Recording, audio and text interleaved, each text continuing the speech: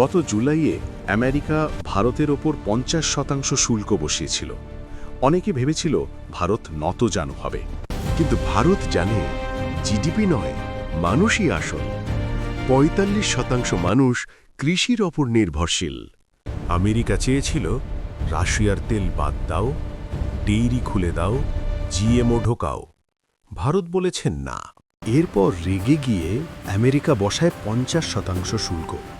তবুও ভারত মাথা নোয়ায়নি, বরং বিকল্প বাজার খুঁজেছে। আর বাংলাদেশ ৩৫% শুল্কের গোপন চুক্তি, দামি গম, কৃষি খুলে দেওয়া, $৫০০ কোটি বোয়িং অর্ডার। উপদেষ্টা ফরিদা নিজেই বলেছেন আমেরিকা বাংলাদেশের কৃষি দখলে নিতে চায়, জিএমও আনবে। এই পথে গেলে দুর্ভিক্ষ অসম্ভব নয়।